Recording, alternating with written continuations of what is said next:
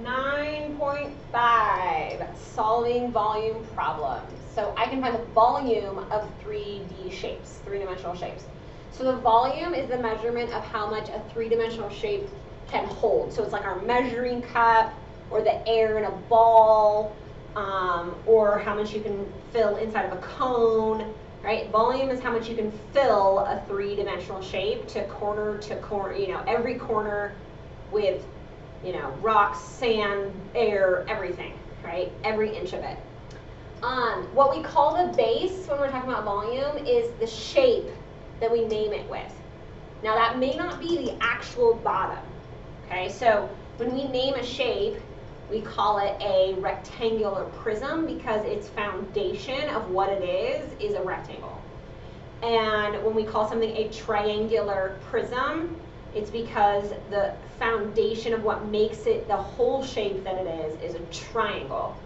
So when we're talking about the base for this lesson, I may not be talking about the physical, actual bottom, but the shape that makes the shape what it is. Okay? So we just need to keep that in perspective. So to find the volume of a prism, we need to find the area of its base. So you can see why it's so important. We call it big B. So we need to first find the area of the foundation of the shape. Then we're going to multiply by its height.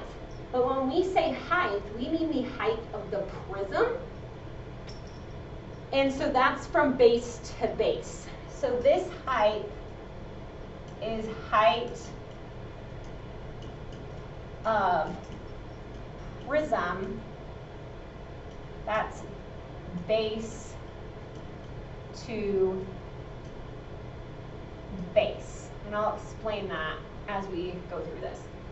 So Bradley's tent is the shape of a triangular prism. So there's the name. So it's triangular. That's our big B, our base. How many cubic feet, and we'll talk about why it's cubed, of space are in his tent? Okay, so for volume, we have to find big B and then H. So let's do big B first. That's area of a triangle, so half the base times the height of the triangle, because it's a triangular prism. So here's my triangle, so we're going to find the area of this right here. So it's 6, so it's half of 6 times, and then its height is 4. So this is 24 times a half. So that's going to get us 12. And since it's an area, it's 12 feet squared, right? Because we took feet times feet. So now that we have big B, we have to times it by the height of the prism. But remember, the height of the prism is really what connects the base with the base. So if this is one of the triangles, and here's the other triangle, this is the height they're talking about, right? Because here's my other triangle, base to base. And so then this is what they mean, right? Base to base, height of prism.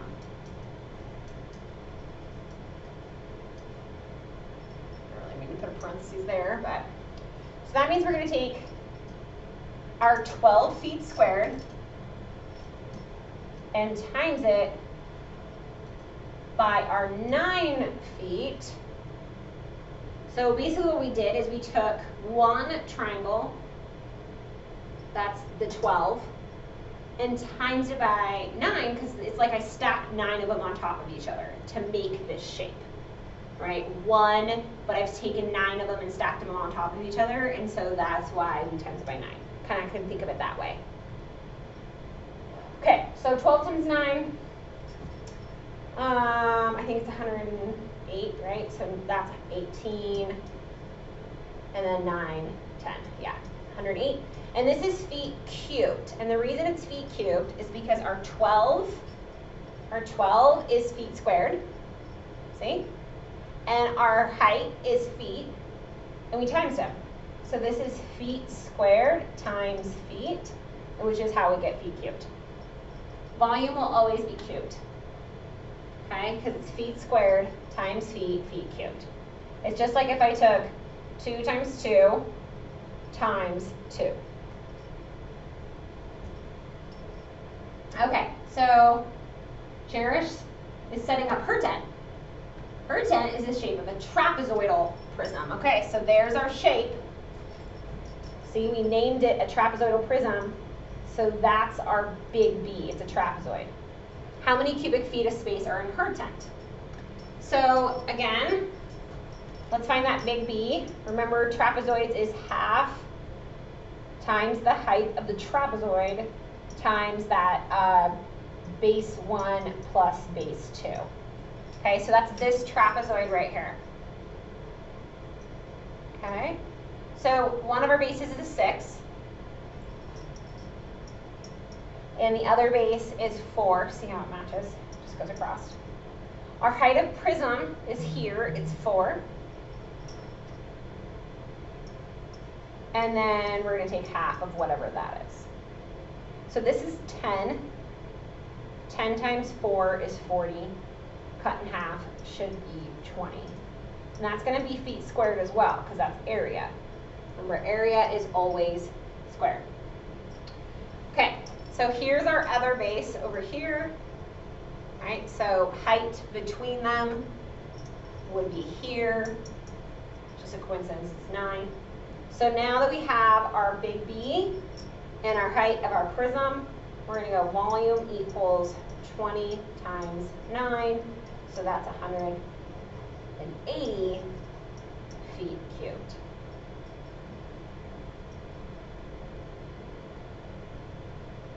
And again, that's because it's feet squared times feet. And it's like I took one trapezoid and stacked 9 of them on top of each other. Okay, so that's why I times it by 9. All right, so this is volume of composite figure. We've done composite figures. It's just now a 3-dimensional composite instead of a 2-dimensional composite. So we have 1, 2, 3 shapes. If we notice, this big rectangular prism here is the same as this big rectangular prism here. So we're just going to take 1 and then times it by 2. And then we have this little one here. Okay, so we'll do big rectangle first. Remember, we're going to times it by 2 automatically because there's 2 of them. All right. So remember, volume is the base. And this time, let's just actually take the bottom. So that'll be really nice. All right, we'll just actually take the bottom. So big B will be 4 times 3. Get us 12. And then it's got a height of 3. So we're going to take 12 and times it by 3 because there's our area of our base and there's 3 of them. Remember, it's like I took 1 and stacked it 3 of them tall. So 12 times 3 is 36. But we're going to times it by 2 because this rectangle is exactly the same, rectangular prism. I guess I should put big rectangles. There we go. So 2 times 6 is 12.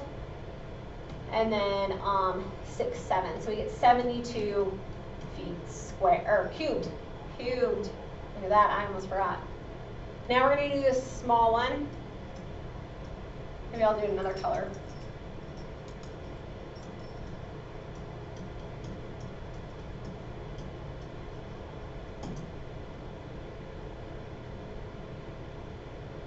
Okay, so this small one,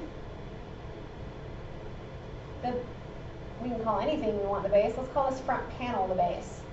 Okay, that's what's really nice about rectangular prisms is you can kind of call any part of it the base to start with, because no matter how you rotate it, right, the bottom can change. So just pick whatever base is the easiest for you. Like this one, I picked that piece right there because it was easy for me to find the heights. So it's a length of 2. And then a width or whatever height of 1. So we're just going to give me 2. And that's going to be feet squared. And then the height to connect the front and the back would be 1. This is this height. So we're gonna go 2 times 1 and just get me 2 feet cubed, right? Because this is feet squared and then this is 1 foot. Now that we have both of them, we're gonna take these 2 pieces and add them together. So we're gonna go 72 plus 2, and we're gonna get 74 feet cubed. It stays feet cubed because it's still volume, and because we are just adding them together, it's almost like taking 2 measuring cups and putting them into 1 measuring cup instead of having 2. So it's kind of what I just did. Okay. All right. So things to remember: volume is always feet cubed, or not feet cubed, but units cubed.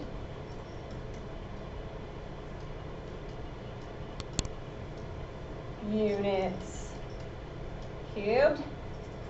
Big B equals foundation area.